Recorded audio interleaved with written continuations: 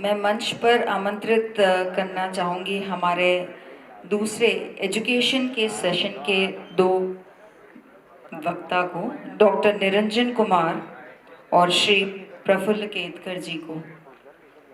Please आप मंच पर आइए। धन्यवाद। Can I have a round of applause for our speakers, please? विद्या ददाति विनयम विनयाद् याति पात्रताम पात्रत्वात् धनमाप्नोति धनात् धर्मम तत सुखम।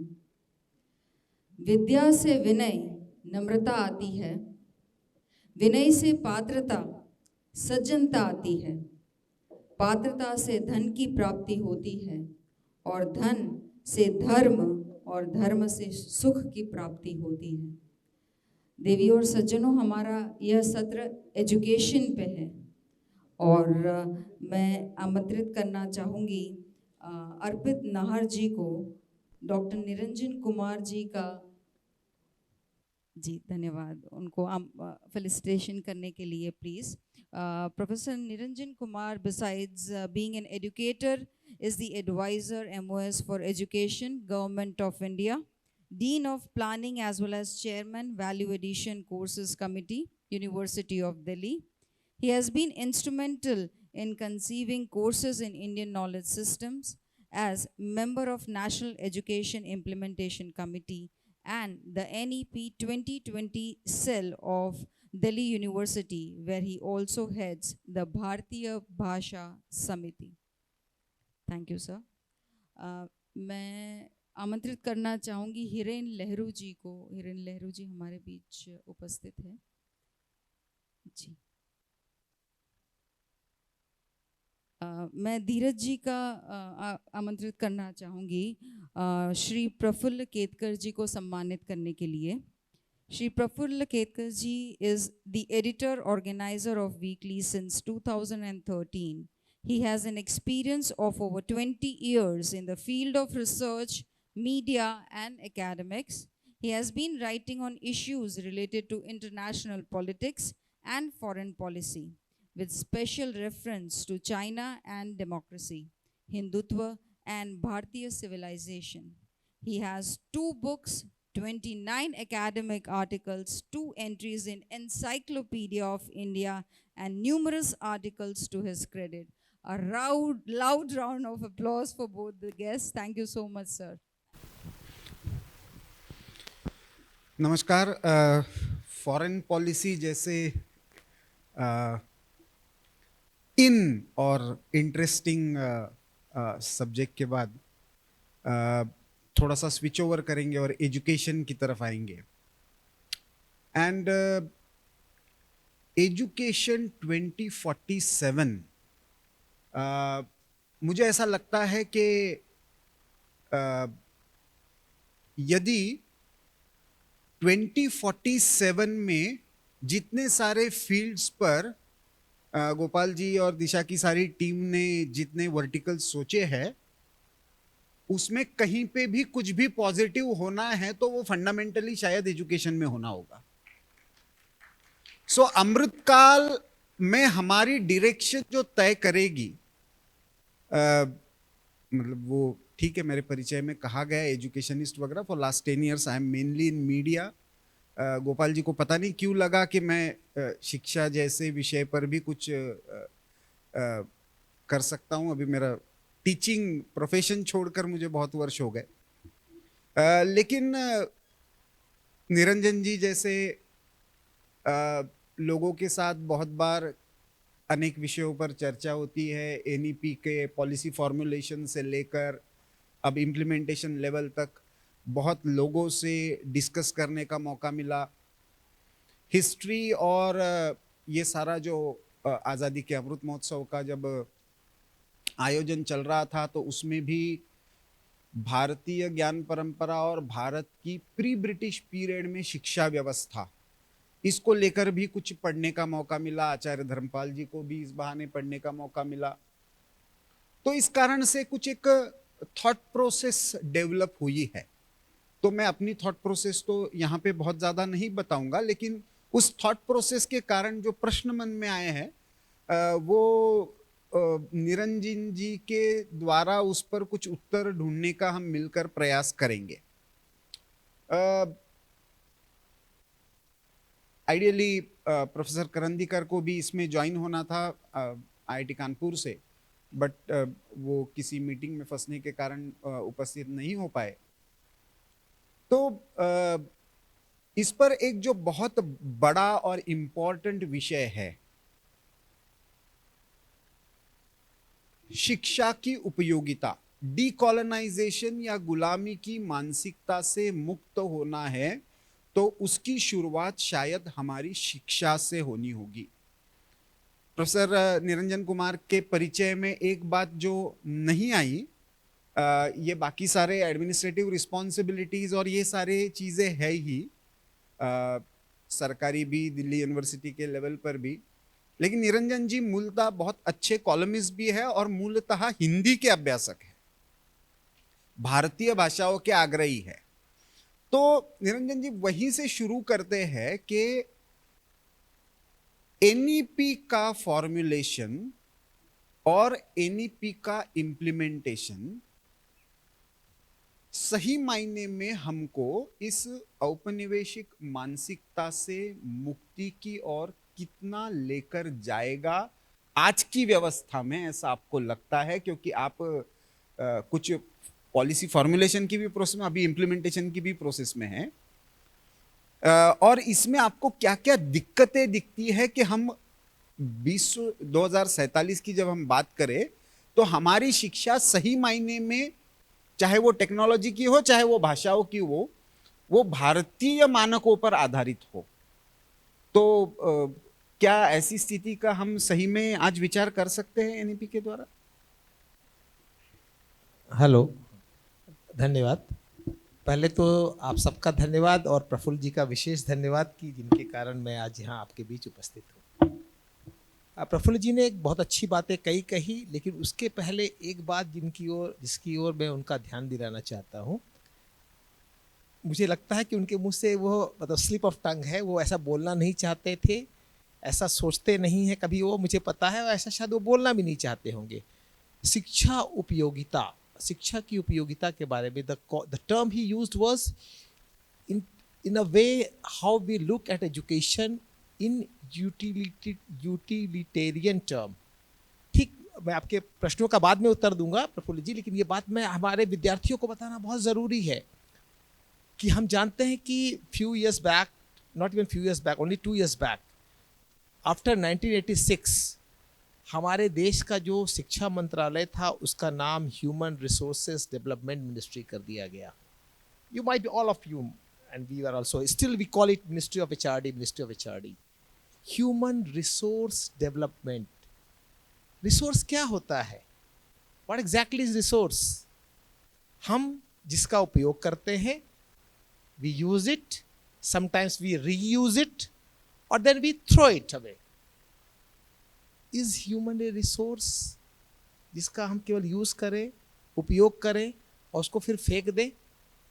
मनुष्य तो एक संवेदनशील प्राणी है जिसमें संवेदना है, भावना है, चेतना है और विचार है। मनुष्य कभी रिसोर्स नहीं होता। इसीलिए बहुत अच्छा किया जैसे ही हमारी राष्ट्रीय शिक्षा नीति 2020 बनी, आप जानते हैं 27 जुलाई, ठीक उसके एक दिन पहले ही इस मंत्रालय का नाम मिनिस्ट्री ऑफ एजुकेशन, शिक्षा मंत्रालय कर दिया गया था। तो मुझे मालूम है प्रफुल्ल जी वही बात कहते हैं और वही बात सोचते हैं, कभी कभी मुंह से बातें हमारे स्लिप हो जाती है। जो अगेन दिस इज क्या, ये कॉलोनियल माइंड कैसे, बहुत अच्छी बात उन्होंने कही, डीकोलोनाइजेशन, उपनिवेशीकरण। मैं एक उदाहरण से बात कहना चाहता हूँ। पूरी सरकार, पूरा तंत्र, मीडिया के भी एक बड़ा हिस्सा, शिक्षा जगत आज इस डीकोलोनाइजेशन से लड़ने की बात कर रही है, उबरने की बात कर रही है। और पिछले 10 दिन पहले ही मिनिस्ट्री ऑफ कल्चर, संस्कृति मंत्रालय का एक ट्वीट आता है। भिखारी दास ठाकुर का नाम आप में से कुछ लोगों ने सुना होगा, आप में से कुछ मुझे आज विद्यार्थी मिले, वो बिहार के रहने वाले थे, भोजपुर के बड़े एक फोक थिएटरिस्ट थे वो, भिखारी ठाकुर। भिखारी ठाकुर के बारे में मिनिस्ट्री ऑफ कल्चर ट्वीट करती है कि शेक्सपियर ऑफ भोजपुर या भोजपुरी। मैं बार बार कहना चाहता हूं कि जिसकी ओर प्रफुल्ल जी इशारा कर रहे थे, decolonisation of education in our mind. आज भी हम मैकियावेली, चाणक्य है तो भारत का मैकियावेली, कालिदास है तो भारत का शेक्सपियर, समुद्रगुप्त है तो भारत का नेपोलियन। दोस्तों आज भी हम यही बात कहते हैं। अलेक्जेंडर द ग्रेट कहते थे कुछ साल पहले तक। मैंने अभी 3 लोगों के नाम लिए, समुद्रगुप्त, मैकियावेली और चाणक्य, समुद्रगुप्त, चाणक्य और कालिदास। आप जानते हैं अगर 3 पैमाना या 3 पैरामीटर्स, क्रोनोलॉजी, कालक्रम, उसके बाद उनकी उपलब्धियां, उनके क्या अचीवमेंट थे उनके, और उनकी प्रतिभा, मुझे लगता है क्रोनोलॉजी तो बहुत, इसको हम वी कैन मेजर इट, तीनों उनसे पहले थे हमारे भारत के। लेकिन अभी भी हम उनके द्वारा ही, उनके आंखों से, उनकी दृष्टि से और उनकी शब्दावली में चीज़ों को कहते और समझते हैं। आपको मालूम होना चाहिए कि नेपोलियन अपना अंतिम युद्ध हार गया था, समुद्रगुप्त ने कोई युद्ध नहीं हारा था। हम लोग नहीं जानते हैं। चाणक्य ने उस देश को, जो सांस्कृतिक रूप से भारत एक राष्ट्र था, पहली बार पॉलिटिकली भी एक बार करने की कोशिश की थी। और न केवल वो चिंतन के धरातल पर, बल्कि व्यवहार में, एप्लीकेशन में भी मैकियावेली से ही वाज वे अहेड। लेकिन हमारी शब्दावली क्या होती है? वही कॉलोनाइज शब्दावली होती है। तो प्रफुल्ल जी, आपके ये बहुत अच्छा विचार है जिस पर हम सब लोग कोशिश कर रहे हैं। लेकिन होता क्या है कि एकेडमिक लीडरशिप जो है, अभी भी अच्छी एकेडमिक लीडरशिप नहीं मिलती है, अच्छा विजनरी व्यक्ति नहीं मिलता है, अच्छा इम्प्लीमेंटर आपको नहीं ला पाते हैं हम। तो कई बार हम चीज़ें जिस तरह से करना चाहते हैं कर नहीं पाते हैं। एक बात। दूसरी बात, आपका ये प्रश्न बहुत महत्वपूर्ण था कि NEP 2020 किस कदर, कहाँ तक, कैसे अपनी जो भारतीय ज्ञान परंपरा है, अपनी जो हमारे मूल्य परंपरा है, और साथ ही साथ कैसे हम विऔपनिवेशीकरण की ओर बढ़ें, इसमें कहाँ तक सहायक होगी। तो इसके संदर्भ में मैं एक NEP 2020 का मैंने कई बार पढ़ा है। हिंदी में 110 पेज पृष्ठ का है और in English it is of 65 pages. Hindi थोड़ा एलाबोरेटेड ज़्यादा है। तो आप देखें NEP ड्राफ्ट का जो पहला पृष्ठ इंट्रोडक्शन है, मतलब ऐसे शुरू के 2-3 पेज तो कंटेंट में है, विषय सूची वगैरह वगैरह है, लेकिन जो पहला पृष्ठ है इंट्रोडक्शन या हिंदी में परिचय, उसमें एक वाक्य है, दूसरे पैरा का पहला वाक्य, कि the goal of education is character building, चरित्र निर्माण।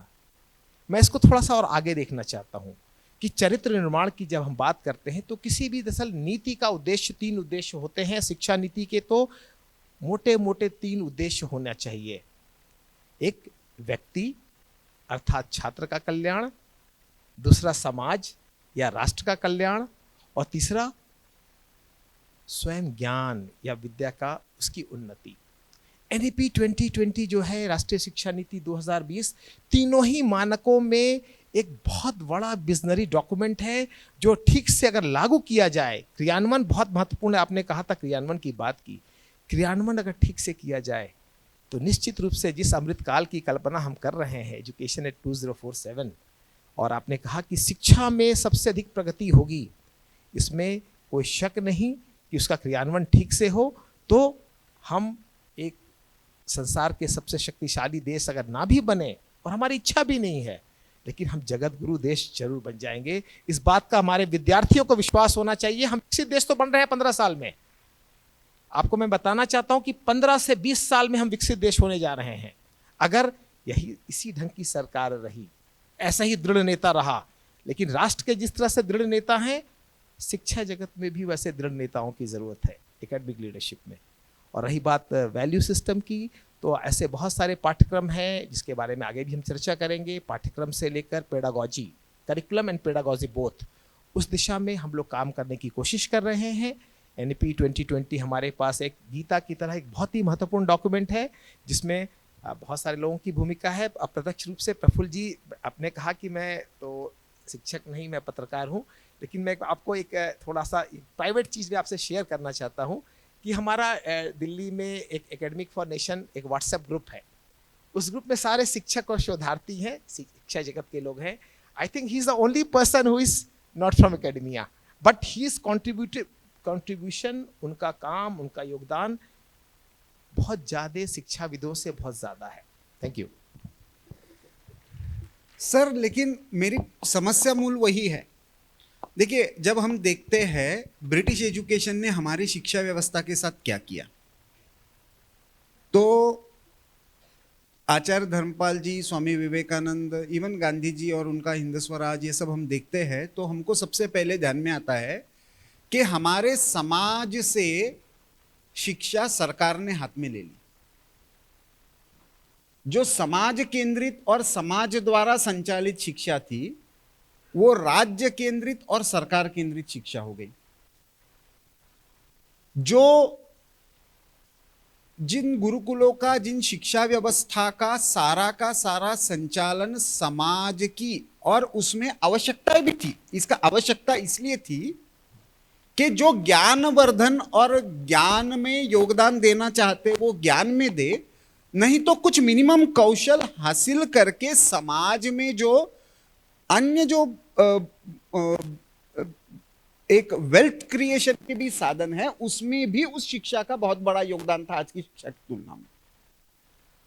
जिन मूल्यों की और जिन उद्देश्यों की आपने बात की वो तो राधाकृष्णन कमीशन में भी थे, वो कोठारी कमीशन में भी थे।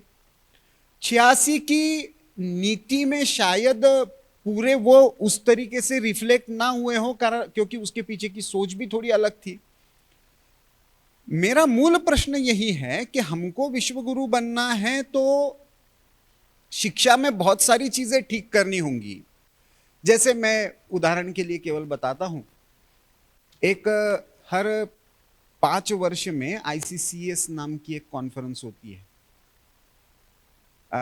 और उसमें वर्ल्ड एल्डरलीज कॉन्फ्रेंस उसको कहते हैं। मतलब ईसा पूर्व की जो सभ्यताएं हैं, जिनको आज की भाषा में जनजाति, ट्राइब्स ऐसा कहा जाता है, ऐसे लगभग अभी पिछली बार 300 आए थे, ऐसे 300 सभ्यताओं का वो सम्मेलन होता है। और वो सारी प्रकृति पूजक परंपराएं, जीवन पद्धति, जीवन मूल्य, इनके बारे में एक दूसरे के साथ विचारों का आदान प्रदान करते हैं। उसमें बहुत सारे साम्य है जिनको यूरोप में पैगन सिविलाइजेशंस कहा गया। तो उसमें हम लोग ऐसे ही बैठे थे, स्टेज बना था, सामने सारे पार्टिसिपेंट्स थे। अफ्रीका के एक ट्राइब से एक बहुत वरिष्ठ महिला उस जनजाति की एक तरह से ज्ञान परंपरा का संचालन करने वाली, आगे नेतृत्व करने वाली, उन्होंने कहा मैं इस स्टेज पर से नहीं बोलूंगी। ये जो सिटिंग अरेंजमेंट है ये चर्च का है, इसको मैं नहीं मानती। प्रोफेसर, ये शब्द ही प्रोफेस से आया है। प्रोफेस क्या करना है? तो बाइबल के द्वारा क्रिश्चियनिटी को प्रोफेस करना है, उसको कहा गया प्रोफेसर। आप भी आज प्रोफेसर है, मैं भी कभी था। ये जो अरेंजमेंट है एक दूसरे को पीठ दिखाकर बैठना, क्योंकि अपने को एक दूसरे को देखना ही नहीं है, जो बोलने वाला है उसी को देखना है।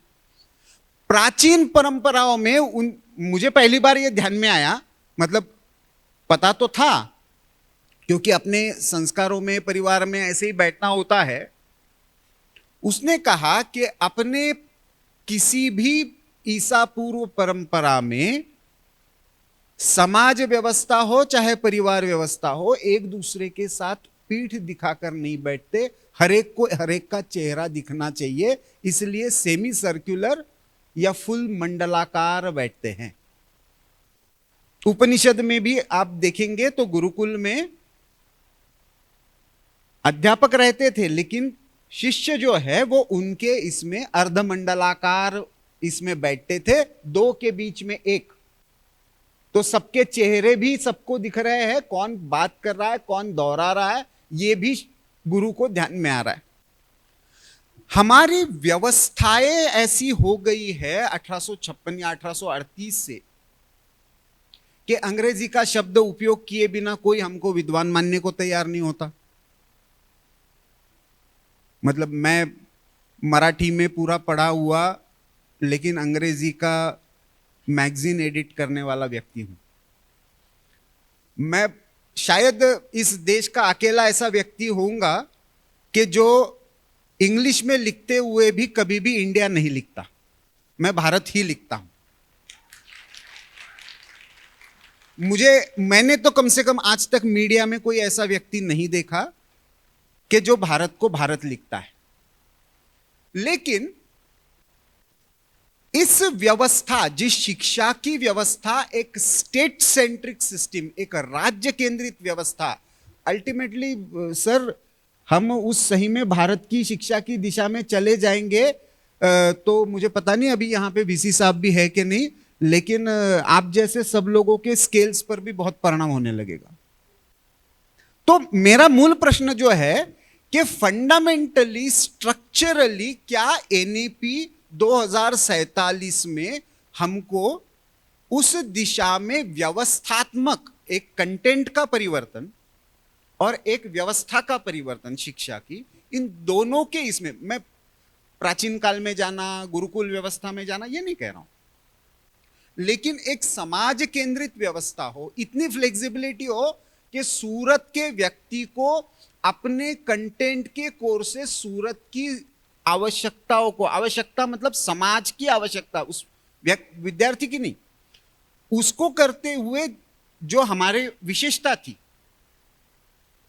दूसरी बात इसमें जो ध्यान में आती है कि एक बहुत बड़ा जो काम धर्मपाल जी करके गए, डिस्ट्रिक्ट वाइज उन्होंने कलेक्टर्स के रिपोर्ट्स का अध्ययन किया और समाज के कौन से घटकों का कितना प्रतिनिधित्व उस शिक्षा में था। मुझे बड़ा एक उसमें इंटरेस्टिंग डेटा लगा। अनुसूचित जाति का, जिनको हम आज कहते हैं एससी कहते हैं, वो तो एक नंबर है ही, जिसमें 76% तक भी मद्रास प्रोविंस में है। लेकिन मुझे और एक इंटरेस्टिंग नंबर उसमें ये लगा कि मलबार रीजन में, आज के केरल में, हिंदू लड़कियों से ज्यादा मुस्लिम लड़कियों की स्कूल में जाने की संख्या जो है वो 12% ज्यादा है।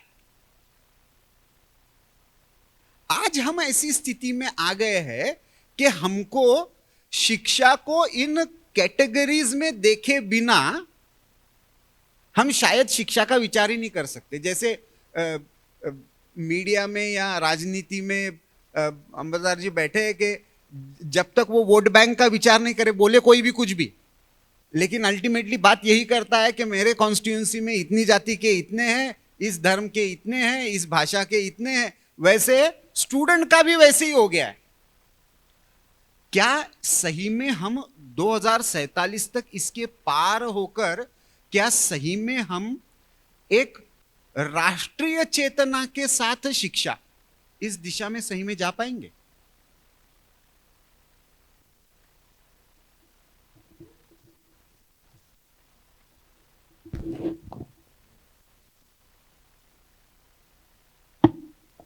आपके मोटे तौर पर दो प्रश्न हैं कि एक संरचना के स्तर पर, हालांकि आपने कहा कि पाठ्यक्रम या करिकुलम और पेडागॉजी वह भी एक सेकेंडरी है, लेकिन उस पर भी थोड़ा सा आपका जोर है।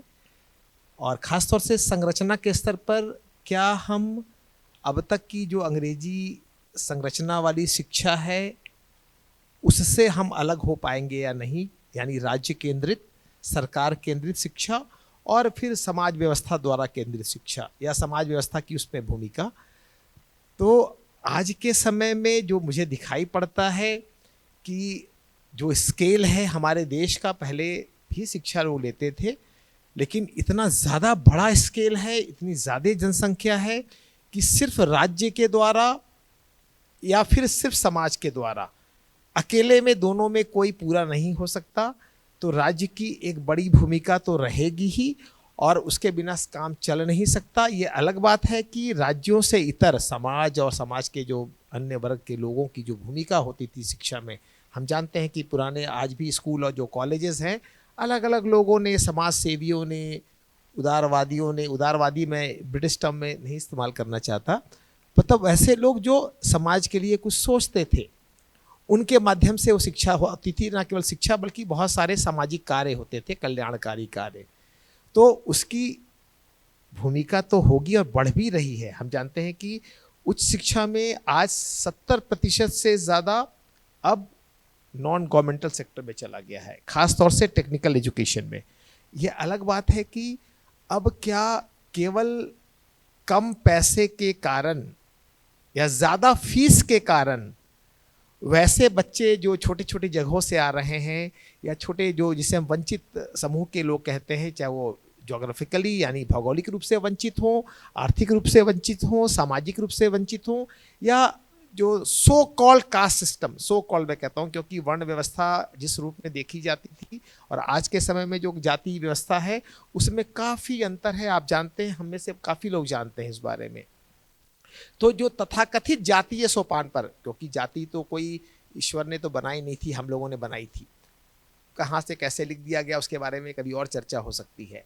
तो ऐसे लोग केवल आर्थिक कारणों से यानी हाई फीस के कारण वंचित ना रह जाएं, इसमें यह काम सरकार को ही देखना पड़ेगा। यानी राज्य की भूमिका हमेशा बनी रहेगी। और राष्ट्रीय शिक्षा नीति 2020 में इस बात का उल्लेख किया गया है कि फीस का भी एक मिनिमम, या एक मिनिमम तो नहीं लेकिन मैक्सिमम को कहीं ना कहीं सरकार उसकी निगरानी करेगी।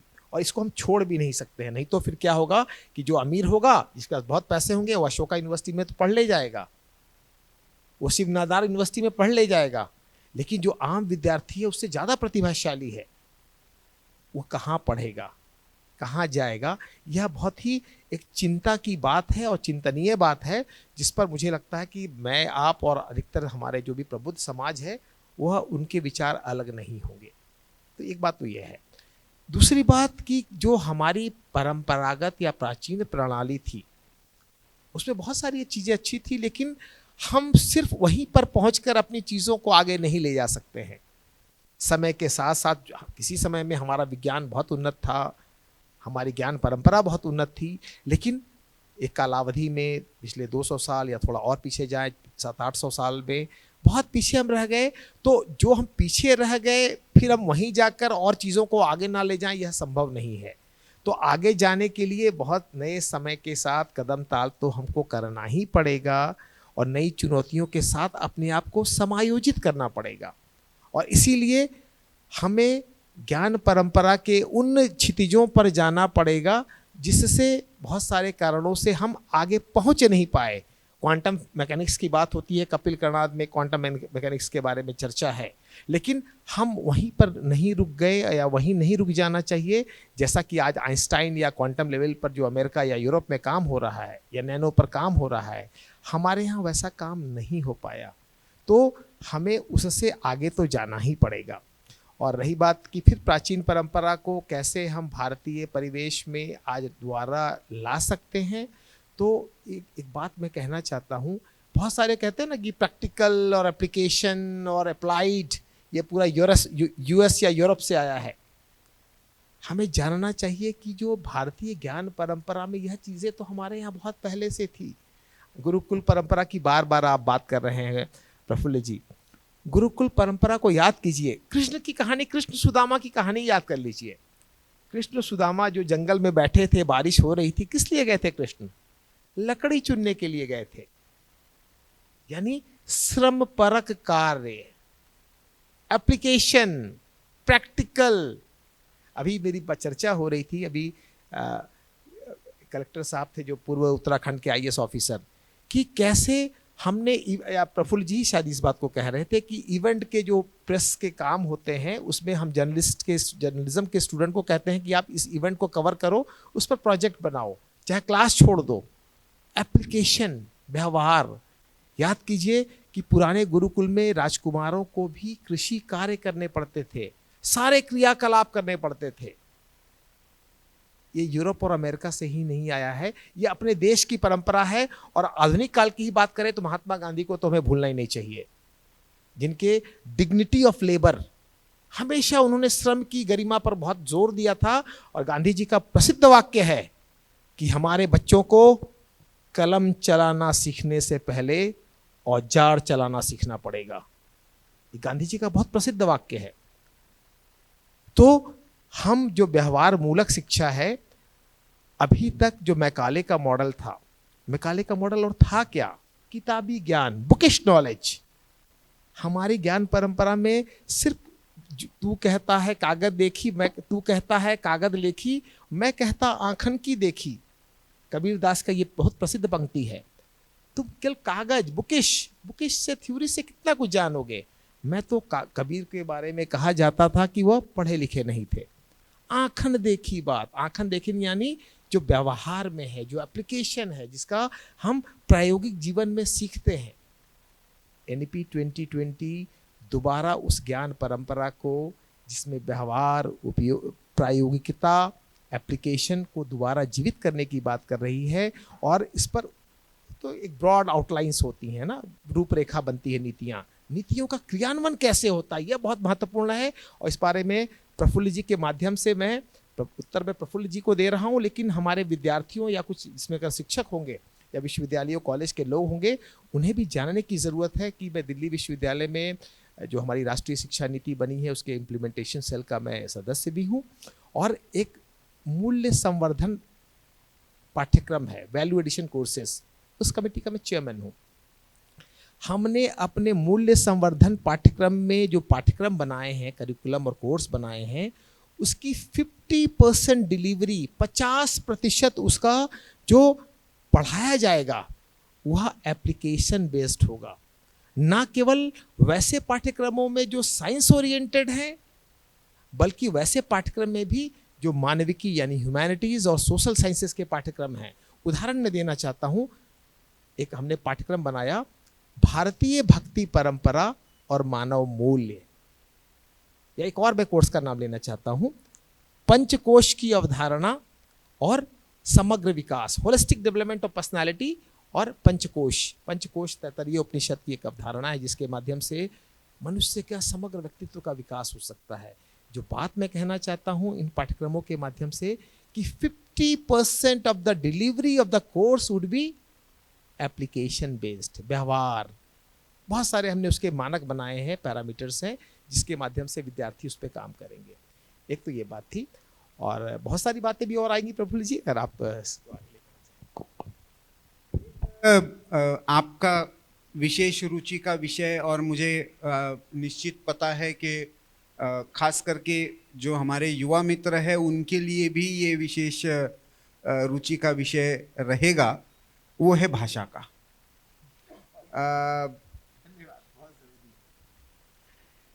क्या 2047 की शिक्षा इंजीनियरिंग की भी गुजरात के छात्र क्या गुजराती में पढ़ेंगे? और गुजराती में पढ़ेंगे तो इंटरनेशनल उनका स्टैंडिंग क्या होगा? और क्या फिर मेडिकल की पढ़ाई गुजराती में करके उनको कहीं पे प्रैक्टिस करने के लिए दूसरी जगह पर जाना है तो क्या प्रिस्क्रिप्शन वो गुजराती में लिखेंगे? ये सारे प्रश्न उनके मन में भी आते हैं। और जब हम ज्ञान के एक तरफ इंटीग्रेशन की बात करते हैं और दूसरी तरफ आज भारतीय भाषाओं में शिक्षा, conceptual understanding and categorization in mother tongue, इन सारे विषयों की तरफ भी बढ़ रहे हैं, तो इसमें एनईपी संतुलन कैसे साधेगी? 2047 में हम इसमें कौन सी दिशा में जाते हुए आप देखते हैं? प्रफुल्ल जी, बहुत बहुत धन्यवाद कि आपने ये प्रश्न पूछा, क्योंकि मेरे हृदय के करीब है। मैं भाषा का व्यक्ति हूँ, भाषा और साहित्य पढ़ाता हूँ, मीडिया भी पढ़ाता हूँ, और हमारे देश में सबको कई भाषाएं आती हैं, थोड़ी बहुत मुझे भी कई भाषाएं आती हैं।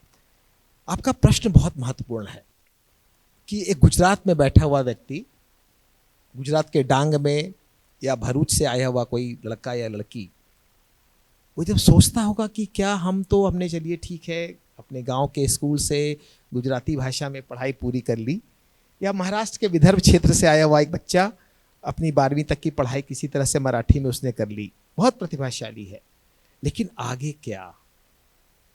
दो प्रश्न उठते हैं। पहला प्रश्न कि क्या हम आगे अपनी भाषा में पढ़ाई कर पाएंगे। दूसरा प्रश्न, क्या उस पढ़ने में हमें सफलता मिलेगी और हम बड़े उस फील्ड के एक जाने माने व्यक्ति के रूप में निकल पाएंगे या विकसित हो पाएंगे। दोनों प्रश्न हैं।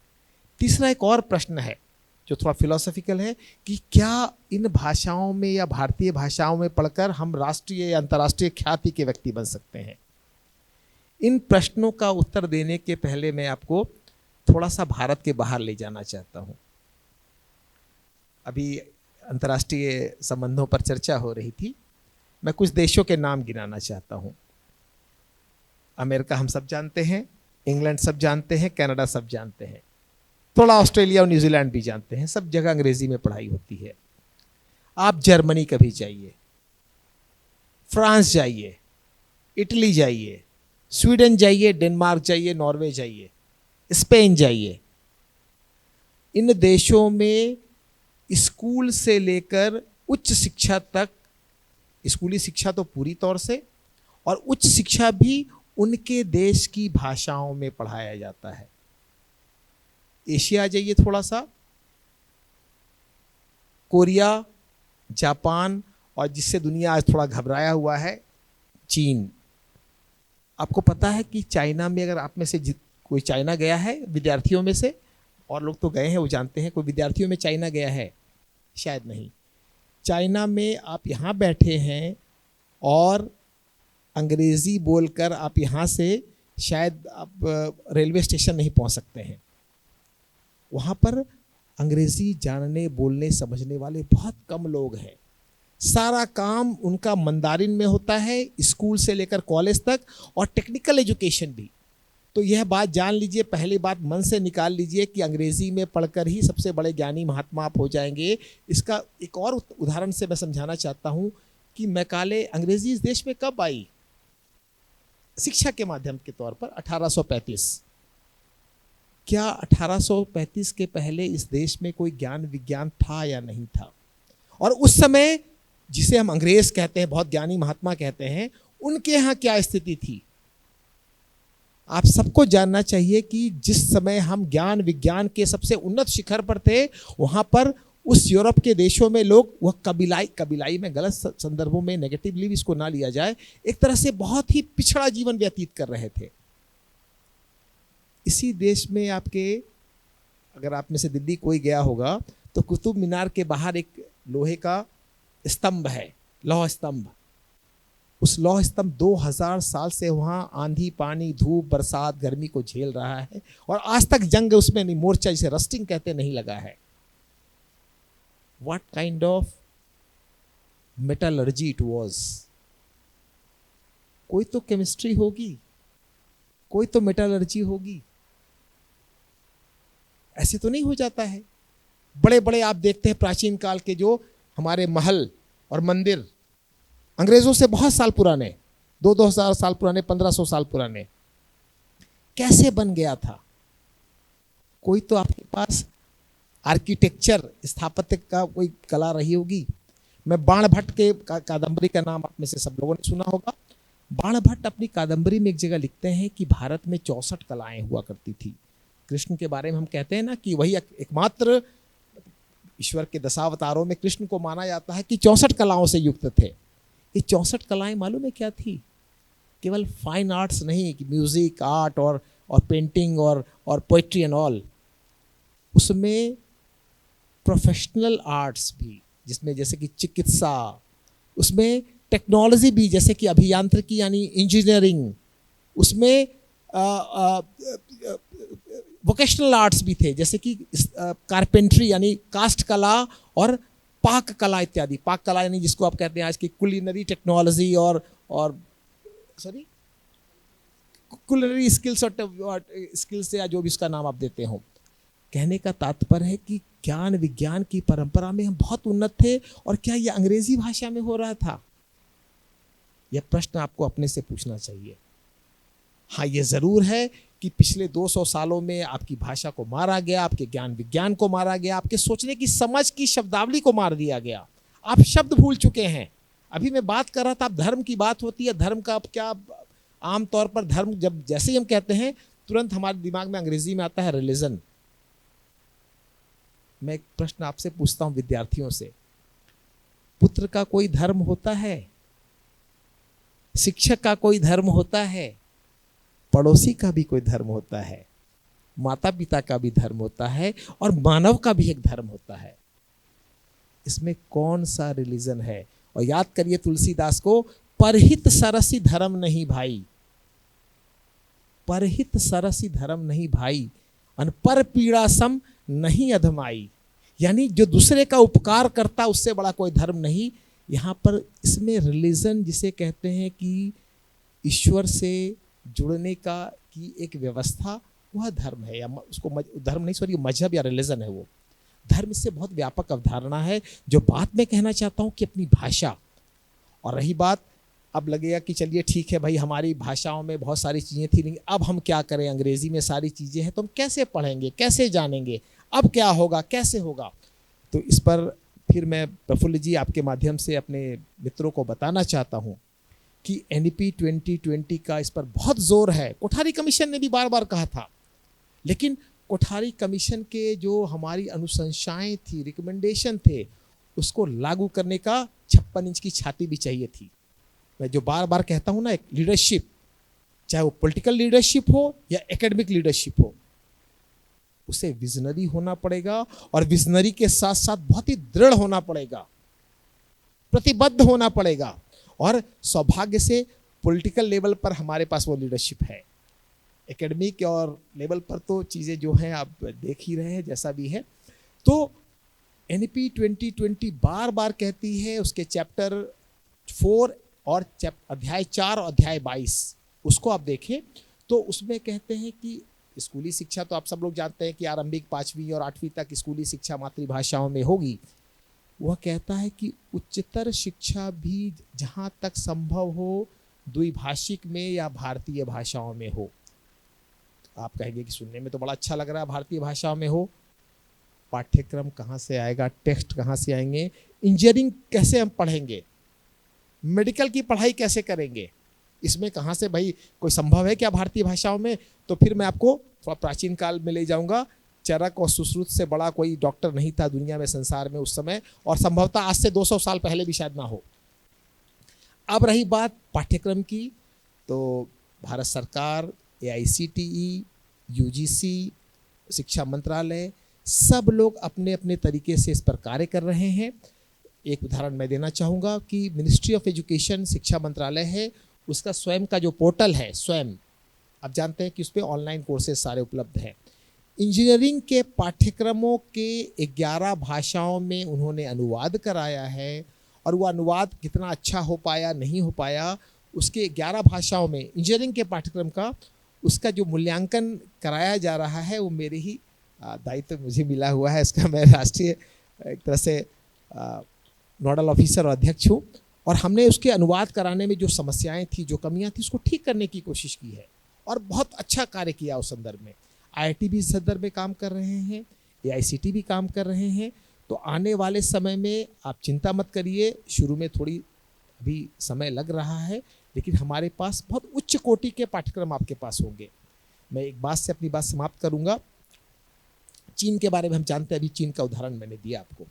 मेरे एक मित्र हैं, वो मैथमेटिक्स के प्रोफेसर हैं, और मैंने शायद ये उदाहरण आपको पहले भी साझा किया है कि 3-4 साल पहले एक चीन में कॉन्फ्रेंस हो रही थी मैथमेटिक्स की। वो अपना अनुभव बता रहे थे, और उस कॉन्फ्रेंस में इंटरनेशनल कॉन्फ्रेंस थी जहां अमेरिका के प्रोफेसर साहब भी एक आए हुए थे। प्रोफेसर शब्द तो अब चल गया है, भाषाओं के भी ना, हिंदी में एक बहुत हजारी प्रसाद द्विवेदी बहुत बड़े विद्वान हुए हैं, उनका एक वाक्य बहुत प्रसिद्ध वाक्य है, शब्दों के भी भाग्य होते हैं। यानी शब्दों के अर्थ बदलते हैं, कई बार हम शब्दों में नया अर्थ भरते हैं जो जनमानस के द्वारा तय होता है। इसमें कोई साइंटिफिक, उसका वैज्ञानिक कोई नियम नहीं होता, शब्दों के अर्थ बदल जाते हैं। तो प्रोफेसर आज हम लगभग ग्रहित हो गया है आचार्य के लिए। तो चीन में जो कॉन्फ्रेंस थी, अमेरिका के एक प्रोफेसर साहब आए हुए थे, और उनकी नई मैथमेटिक्स की गणित की पुस्तक आई थी। बहुत ही बड़े नामी गिरामी प्रोफेसर, उनका नाम मुझे नहीं पता। तो मेरे भारतीय मित्र बता रहे थे कि प्रोफेसर ने कॉन्फ्रेंस के पहले दिन वो पुस्तक अपने मित्रों को दिखाया और मंच से, ऐसे ही मंच से दिखाया कि ये पुस्तक हमारी नई पुस्तक है। और 3 दिन का कॉन्फ्रेंस था। तीसरे दिन जो प्रोफेसर साहब थे अमेरिका वाले, उनको उनके चीनी मित्र ने एक फोटो कॉपी किया हुआ एक छोटी सी पुस्तक का एक पेजेस का कंपाइलेशन उनको भेंट किया, पूरी मंदारिन भाषा में लिखी हुई। उन्होंने पूछा ये है क्या? कहा जी आपकी पुस्तक है मंदारिन भाषा में।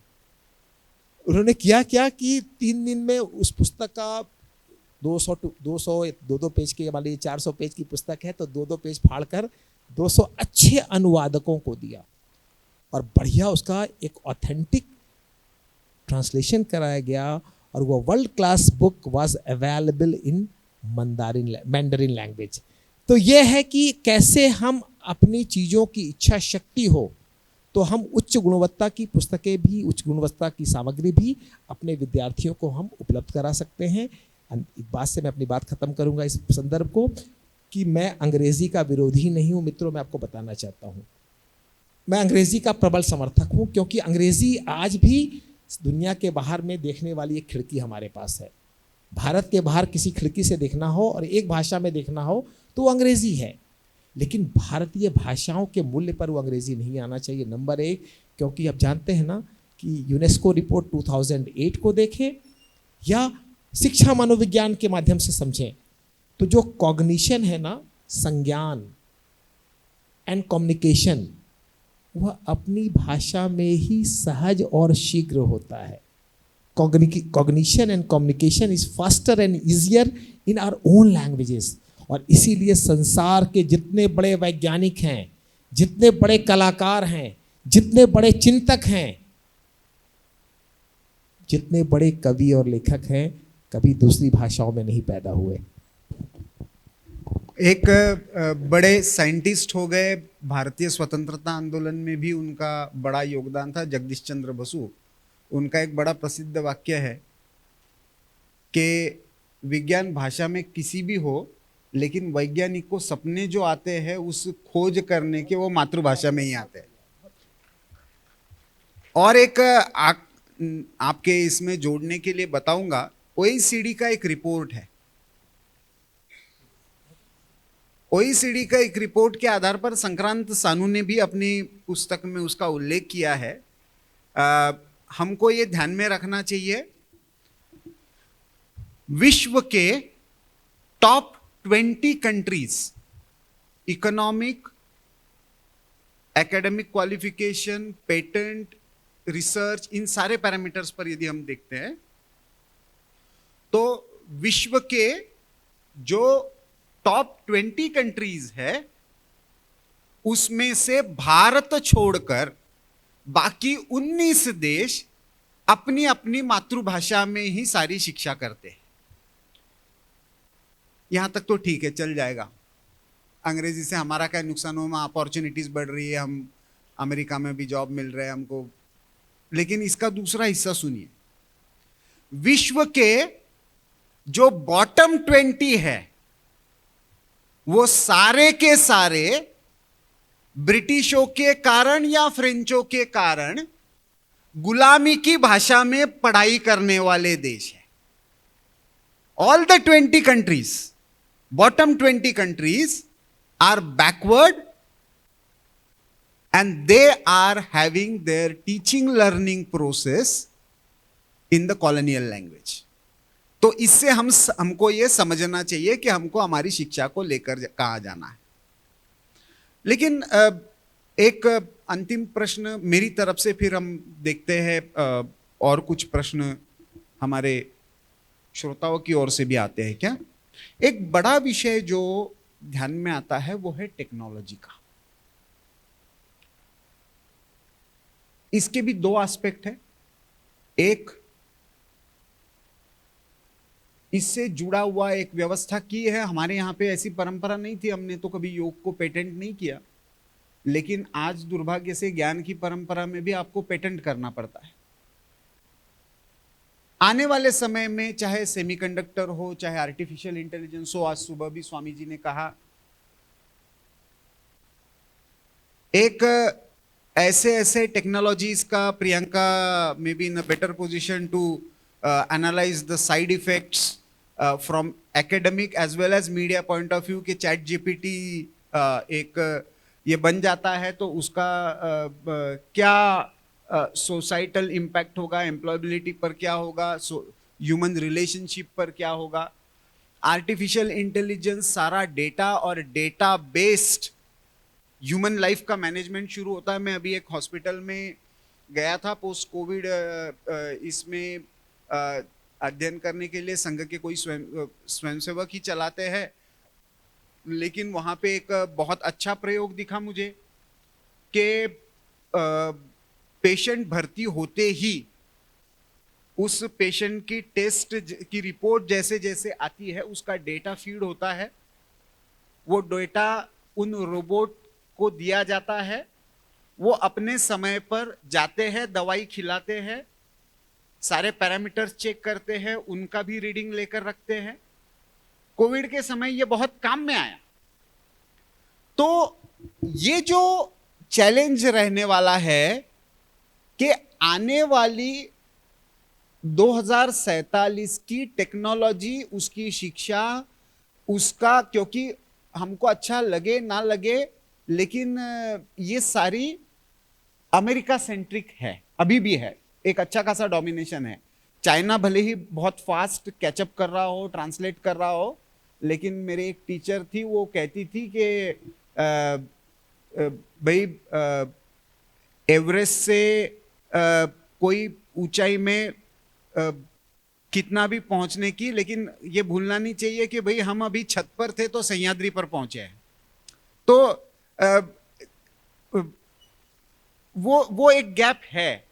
तो उस टेक्नोलॉजिकल गैप और उसमें मूलभूत हमको एक जो अभाव दिखता है कि फंडामेंटल रिसर्च करना, खास करके साइंस और टेक्नोलॉजी के फील्ड में, उसमें बहुत ज्यादा, और मैं मानता हूं कि 2047 के भारत की शिक्षा की दिशा जब तक हम इस मूलभूत अध्ययन की तरफ नहीं लेकर जाते तब तक शायद हम बहुत सारे हमारे विश्वगुरु बनने के जो प्रयास है, उसके मूल्य कितने भी अच्छे हो, उसका दर्शन कितना भी अच्छा हो, उसको यथार्थ में जब तक उस विचार के पीछे शक्ति ना खड़ी हो, और वो शक्ति शायद डेटा और टेक्नोलॉजी की रहेगी।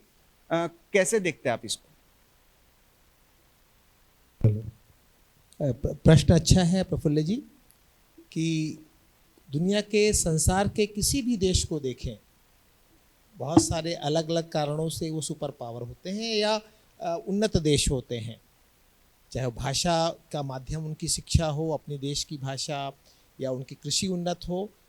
उसमें एक बहुत बड़ा कारक जिसके बारे में आपने बार बार कहा, बहुत जोर देकर कहा, कि रिसर्च एंड डेवलपमेंट, शोध और अनुसंधान, उसके बिना कोई देश उन्नत देश नहीं हो सकता। दुर्भाग्य से अपने यहाँ शोध की परंपरा तो रही होगी, तभी इतने सारे उन्नत ज्ञान विज्ञान हमारा किसी कालखंड में रहा था। अब नहीं है, यह भी सच्चाई है। उसके बहुत सारे कारण हैं, यह भी सच्चाई है। उन कारणों पे हम नहीं जाना चाहते हैं। आर्थिक रूप से भी हमें समस्या थी, 75 साल में हम चाहकर वैसा कुछ नहीं कर पाए, लेकिन राष्ट्रीय शिक्षा नीति 2020 इस बात को बार बार उसकी ओर इशारा भी करती है और उस पर जोर भी देती है कि शोध और अनुसंधान को बढ़ावा देना पड़ेगा। इसमें कितना हम कर पाएंगे यह तो भविष्य का प्रश्न है 2047 का, 2047 में, लेकिन एक पहली बार उसको हमने अपने डॉक्यूमेंट में बहुत जोर देकर अलग से एक सब चैप्टर के रूप में अपना स्थान भी दिया है, और उस दिशा में सरकार कुछ व्यवहारिक कार्य भी करना शुरू कर दी है। जैसे कि हम जानते हैं कि हमारे शोध अनुसंधान के बहुत सारी संस्थाएं हैं, लेकिन इसके अलग भारत सरकार की योजना है नेशनल रिसर्च फाउंडेशन। उसकी स्थापना होगी, अभी तो 1000 करोड़ से उसकी स्थापना होनी है, और उसके माध्यम से competitive peer reviewed research science और टेक्नोलॉजी में विशेष रूप से जोर दिया जाएगा। उस पर हमें फोकस करना है।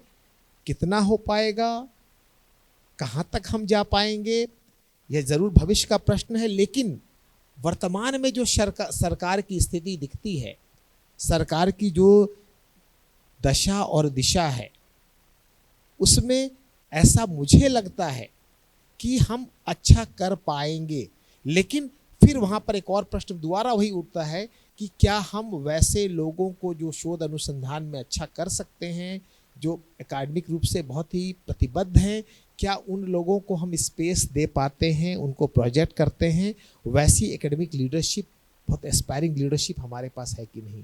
क्योंकि आप जान लीजिए, जो मैंने अभी कहा अभी थोड़ी देर पहले, कि अब ये तो मान लीजिए हमारे दोस्तों विद्यार्थियों, यंग जो स्टूडेंट्स हैं उनकी और मैं खास तौर से मुखातिब हूँ।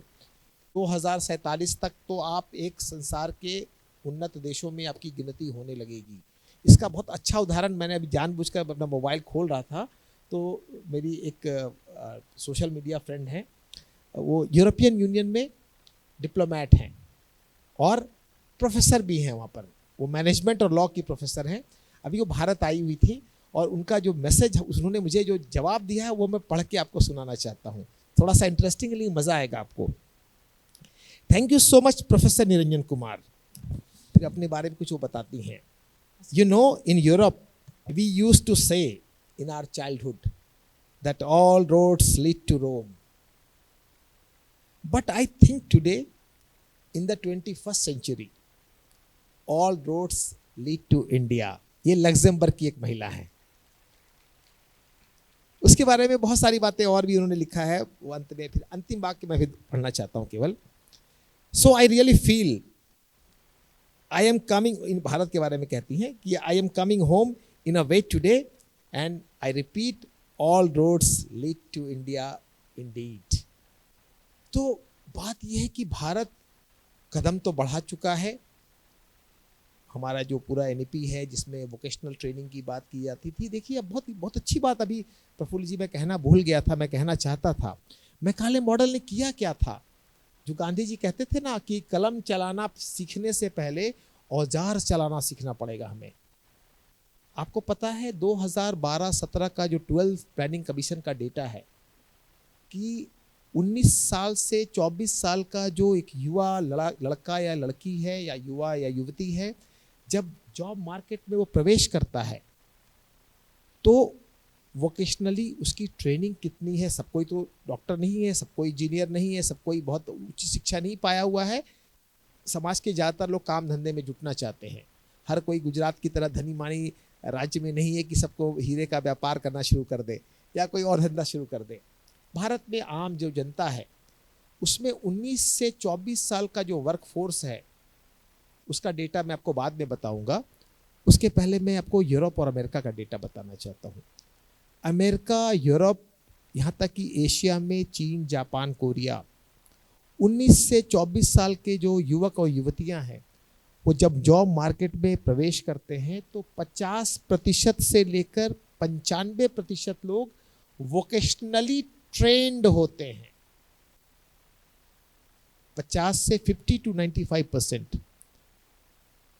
2017 का मैं आपको आंकड़े दे रहा हूं और ये कोई आंकड़े मेरे अपने आंकड़े नहीं है, भारत सरकार के योजना आयोग के आंकड़े थे। भारत का क्या आंकड़ा था उस युवा समूह के लिए? 50% तो नहीं होगा, हम जानते ही हैं। क्या यह 40 था? नहीं। क्या यह 30 था? नहीं। क्या यह 20 था? नहीं। क्या यह 10 था? नहीं। 5% से कम लोग वोकेशनली ट्रेंड थे। तो आप सोच सकते हैं कि हम लोग कैसी शिक्षा दे रहे थे लोगों को कि चाहे स्कूल में पढ़ लो या कॉलेज में पढ़ लो, आपको हमेशा कॉलेज में पढ़ लिया, आप क्या चाहिए, कोई नौकरी ढूंढ रहे हैं। एक चपरासी की नौकरी निकलती है, लाखों लाख एप्लीकेशन आते हैं। प्रधानमंत्री मोदी जी ने जो कहा था, खूब मजाक उड़ाया गया था कि हम ऐसी शिक्षा दे कम से कम वो पकौड़ी बेचकर अपना जीवन यापन कर ले। पकौड़ी बेचना का मतलब पकौड़ी बेचना नहीं होता है। आप जब किसी को कहते हो ना, मैं भाषा का आदमी हूं, आप लोग भी समझते हैं, अरे वो तो शेर है, शेर। शेर का मतलब वो थोड़ी सचमुच का शेर लायन है, वो शेर का मतलब शेर दिल है, शेर की तरह बहादुर है या शेर की तरह सोचता है। उसी तरह से पकौड़ी बेचने का मतलब सिर्फ पकौड़ी बेचना नहीं था वो, यानी कोई ऐसे काम धंधे जहां पर आप सेल्फ एम्प्लॉयमेंट या स्वरोजगार में जा सकते थे। हमने ऐसी शिक्षा दी ही नहीं। जो हमारे प्राचीन काल की परंपरा से थी, और महात्मा गांधी इसकी ओर बार बार इशारा करते थे। NEP 2020 स्किल एजुकेशन पर उसका था कि हम 2025 तक 2025 तक 50% वोकेशनली ट्रेंड युवा बना देंगे। कोविड के कारण 2 साल निकल गए, शायद 25 तक हम पूरा ना कर पाए, लेकिन हम उस दिशा में तेजी से काम कर रहे हैं। और दिल्ली विश्वविद्यालय के बारे में मैं बताना चाहता हूं, जहां पर हमने NEP राष्ट्रीय शिक्षा नीति को लागू करने में पहलकदमी की है और लीड ले लिया है हमने। बल्कि मैं कहना चाहता हूं, थोड़ा ऑफ द रिकॉर्ड है, कि जो अन्य विश्वविद्यालय आज सोचते हैं कि हम करेंगे, वो हम कर चुके हैं और हमारे यहाँ पाठ्यक्रम चल रहे हैं। हमारे यहाँ स्किल एजुकेशन पर पूरा का पूरा कई पाठ्यक्रम बन चुके हैं, जो हमारे BA फर्स्ट ईयर या BSc फर्स्ट ईयर या BCom फर्स्ट ईयर के हर कोई, मैंने कहा कि गुजरात में नहीं बैठा हुआ है और सूरत में बैठ के हीरे का व्यापार कर रहा है, बहुत सारे आम लोग भी हैं। तो उस दिशा में भी हम लोग काम कर रहे हैं और चीज़ें बदलेगी 2047 तक, ये मेरा विश्वास है। और इसके लिए क्या और किस तरह से चीज़ें हो सकती हैं, जिसमें भारत सरकार को काम करने की ज़रूरत है। ये मतलब ये है ना कि विवेकानंद ने जो कहा था ना कि miles and miles we have to go away. अभी हमें रुकना नहीं है, थकना नहीं है, बैठना नहीं है, बहुत लंबी यात्रा करनी है। और ये लंबी यात्रा 2047 तक की आसान नहीं होगी मित्रों, अगर हमें सचमुच में भारत में जगत गुरु बनना है। धन्यवाद। इंडीड सर, आज हर मार्ग भारत की ओर ही आ रहा है और भारत विश्व गुरु जो हमेशा से रहा है, 247 में इन युवाओं को वही आगे लेके जाना है और भारत को वही पटल पे विश्व गुरु के स्थापित करना है। बहुत बहुत धन्यवाद सर आपका। और हम प्रश्नोत्तरी लेंगे हमारे ऑडियंस से। जी जी नमस्कार, मेरा नाम सिद्धार्थ दवे है।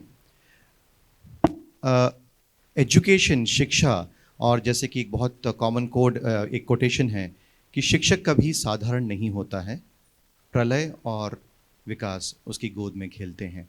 तो एक प्रश्न समझिए या एक कमेंट समझिए कि क्या ये हो सकता है कि हमारी शिक्षा नीति में, हमारे विद्यालयों में और विश्वविद्यालयों में जब विद्यार्थी निष्फल होता है तो फेल शब्द को निकालकर रीलर्निंग या कुछ भी, कोई भी उचित शब्द का प्रयोग किया जाए। आज ये होता है कि 12वीं कक्षा में विद्यार्थी होता है, वो निष्फल होता है, तो उसको जब जो आम भाषा में कहा जाता है कि ये तो फेल हो गया, तो ये फेल हो गया, ये शब्द कहना उसके दिल में, उसके मानस में, उसके एक यंग माइंड में इस तरह से एक नेगेटिविटी लाता है। वो शब्द क्या हम उसको रीलर्न ला सकते हैं? उसके रिपोर्ट कार्ड में भी क्या वो रीलर्न या कुछ भी एक उचित शब्द हो जो पॉजिटिव हो, जो ये बताए कि ये fail is not the dead and. Fail शब्द ही इतना नकारात्मक है कि न सिर्फ विद्यालयों में अपितु विश्वविद्यालयों में भी किसी भी रिपोर्ट कार्ड में, मेरा तो खैर ये रिपोर्ट कार्ड से भी मेरे को बड़ी वो है कि अगर जैसे बालक हैं तो कोई खरगोश है, कोई मछली है, कोई कुत्ता है, कोई अलग अलग एलिफेंट है, और सभी के लिए एक ही परीक्षा है, कौन सबसे ज़्यादा ऊंचा कूद सकता है। तो अब एलिफेंट जो है वो तो बोलेगा कि भाई इसमें तो मैं फेल ही हो जाऊंगा। तो इसी तरह से जो बालक आ रहा है वो अपनी अपनी अलग एक कुशलता के साथ आता है। तो assessment itself is something which I am not comfortable with, but जो फेलियर शब्द है, जो फेल शब्द है, इसको बिल्कुल निकाल देना चाहिए, ऐसा मेरा मानना है। आप महोदय निरंजन कुमार जी, अगर आप जिस स्थिति में हैं, क्या इसको आप ला सकते हैं और पूरे भारतवर्ष में 2047 तक ये शब्द बिल्कुल निकल जाए या उसके पहले भी? जी, बहुत अच्छा प्रश्न है या टिप्पणी जो भी कहें, बिल्कुल सही बात है कि ऐसे शब्द बहुत सारे हमने जाने अनजाने में गढ़ लिए, क्योंकि हमारे यहाँ उस ढंग की परीक्षा प्रणाली भी नहीं हुआ करती थी। किसी ज़माने में याद करें तो बस आपकी कितना आपने उपलब्ध किया है, कितना हासिल किया है, बस वहीं तक बात होती थी। ये शब्दावली निश्चित रूप से ये अंग्रेज़ों के आने के बाद से जो मॉडर्न एजुकेशन है वहाँ पर ही आई होगी, और इस पर हमें पुनर्विचार करना चाहिए। बहुत अच्छा सुझाव है, हम लोग इस पर चर्चा जरूर करेंगे। मतलब जहाँ पर शिक्षा के संदर्भ में नीतियाँ बनती है वहाँ पर इसको मैं ले जाने की कोशिश करूँगा। धन्यवाद। मैं सिर्फ एक बिंदु उसमें जोड़ूंगा, मतलब समझने के लिए, और खास करके यूथ को समझने के लिए। द्रोणाचार्य अच्छे गुरु क्यों थे? द्रोणाचार्य अच्छे गुरु इसलिए थे क्योंकि अर्जुन को गदा चलानी अच्छी नहीं आती, इसलिए उन्होंने उसको फेल नहीं माना। और भीम को अच्छा धनुर्धारी नहीं था, इसलिए फेल नहीं माना। हुआ क्या? 1835 का कहा जाता है, 1838 में एक्चुअली उसका नोटिफिकेशन आया, और मैकोले और चार्ल्स ट्रेवलियन इन दोनों का इंग्लिश एजुकेशन इन इंडिया नाम की पुस्तक है, उस पुस्तक को पढ़ेंगे तो आपको ध्यान में आएगा। हुआ क्या उसमें? तो भारत में लिखे पढ़े लोगों को एक रात्रि में अनपढ़ बना दिया। मान लीजिए कि मैं भी शी जिनपिंग जैसा माओ को मानने वाला एक डिक्टेटर हूं, और भारत पर मेरा कम्युनिस्ट पार्टी का राज आ जाता है, मेरी डिक्टेटरशिप है, और आज रात को जैसे डिमोनेटाइजेशन को हुआ था ना, वैसे मैं एक डिसीजन लेता हूं, आज रात से सारे सरकारी कामों में केवल मैंडरीन का ही प्रयोग होगा। तो जो आज गांव में जिसको आज आप अनपढ़ समझ रहे हो वो व्यक्ति, और आज यूनिवर्सिटी में यहां बैठकर 2047 का मंथन करने वाले हम सब लोग एक ही लेवल पर आ जाएंगे। 1838 में भी यही हुआ था, एग्जैक्टली यही हुआ था। इसीलिए 98% का एनरोलमेंट रखने वाला भारत जब स्वतंत्रता मिली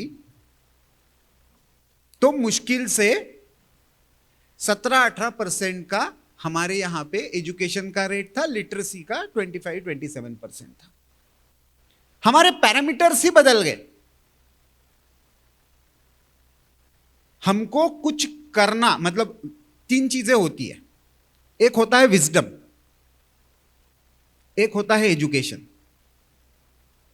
एक ज्ञान और प्रतिभा होती है, एक शिक्षा होती है, विद्या ग्रहण जो हम करते हैं वो होती है, और दूसरी होती है जो कहा कि औजार होता है, कला होती है, जो हुनर होता है, हाथ में होता है, इसलिए उसको हुनर कहते हैं। इन तीनों को हमने किससे जोड़ दिया? तो मैंने जैसे सर को पूछा, पे स्केल, ग्रेड, सरकारी नौकरी, इसको रिकॉग्निशन है, इसको नहीं है। और इस सारे चक्कर में तो मेरा यह मानना है, मैंने ये उत्तर इसलिए मैं आपको दे रहा हूं कि इसमें 2 ही रास्ते संभव है। एक, आइदर डिमोनेटाइजेशन जैसा पॉलिटिकल विल के साथ एक ड्रास्टिक डिस्ट्रप्शन कहीं पे होना पड़ेगा एजुकेशन की फील्ड में, या दूसरा, धीरे धीरे क्यों ना हो लेकिन दृढ़ तरीके से समाज की यह मानसिकता बनानी पड़ेगी कि this report card is not everything. अभी पॉलिटिकल विल इसलिए समझ में आते हुए भी, या इवन एकेडमिक लीडरशिप में वो विल इसलिए नहीं दिखा सकते क्योंकि मतलब किसी भी सर्वसामान्य व्यक्ति को समझ में नहीं आता क्या? मैं एकेडमिक में कुछ समय रहा हूं, लेकिन उससे भी ज्यादा मेरे घर में सबसे ज्यादा टीचर्स रहे, मेरे दादाजी से लेकर, मां से लेकर, चाची से लेकर। एक इंटरेस्टिंग डेटा मैं आपको बताता हूं। Irrespective of Indian state, Bihar शायद थोड़ा बहुत उसके लिए अपवाद है। Irrespective of mother tongue, Bharat में 10वीं तक सबसे ज्यादा संख्या में फेल होने वाले स्टूडेंट्स की संख्या गणित और अंग्रेजी में सबसे ज्यादा है। बिहार का अपवाद इसलिए है कि बिहार वाले अंग्रेजी ना आते हुए भी गणित अच्छा कर लेते हैं। गणित में, इंग्लिश में भले ही फेल होंगे लेकिन गणित अच्छा कर लेते हैं। वो कुछ है, डीएनए का है, पता नहीं क्या है। लेकिन गुजरात में आते हुए वो सारा बिजनेस कर लेता है, सारा व्यवहार कर लेता है, उसको गणित नहीं आती है ऐसा नहीं है। उसको अंग्रेजी में पढ़ाई हुई गणित समझ में ही नहीं आती, इसलिए उसको गणित नहीं आती। जिस दिन उसको वो गणित गुजराती में समझाने लगेंगे वो सीख लेगा। तो हमको गणित नहीं सिखानी है, हमको मैकॉले की तरह अंग्रेजी ही सीखना है। क्यों? क्योंकि मैं प्रियंका चली गई, नहीं तो भाई मैं प्रियंका जैसा अंग्रेजी नहीं बोल सकता। तो इसका जब तक मुझे इंफीरियरिटी कॉम्प्लेक्स है, मतलब समाज को इंफीरियरिटी कॉम्प्लेक्स है, या बोल सकते हैं इसलिए सुपीरियरिटी कॉम्प्लेक्स है, तब तक मुझे लगता है यह परिवर्तन संभव नहीं होगा।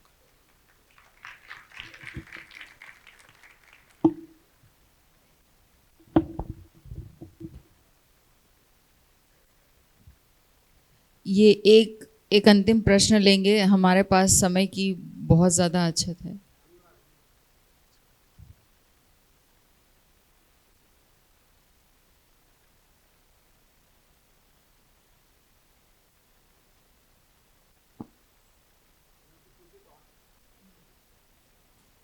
थोड़ी बुलंद आवाज़ में अगर बोल के देखो, आवाज़ आती है क्या? Hello. Yeah. Yes, sir. I am Anuja Shinde. I'm a third year student of mechanical engineering. So the session started with decolonization of education. So as a student, what do you think I can do for this step? What should be my contribution in this change of the whole system? Like changing the system is not an easy process. So how can I contribute as a student at this stage? I'm from Pune, Maharashtra. हो sir.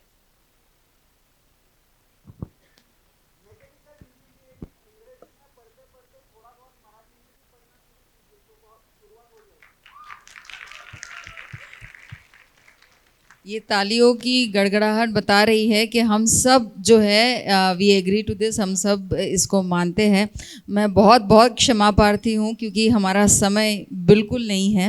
And बहुत ज़्यादा अद्भुत सत्र रहा। आपका बहुत बहुत धन्यवाद सर। और साथ में मैं बताना चाहती हूँ कि हमारे बीच VNSGU के पूर्व वाइस चांसलर प्रेम शारदा जी हमारे बीच उपस्थित है। सर आपका बहुत बहुत धन्यवाद आने के लिए, हम अनुग्रही है। और उसी के साथ हमारे बीच उपस्थित है राजेंद्र शास्त्री जी जो कि गीता के उपदेशक है। आपका बहुत बहुत धन्यवाद श्रीमान पधारने के लिए। सर धन्यवाद सर।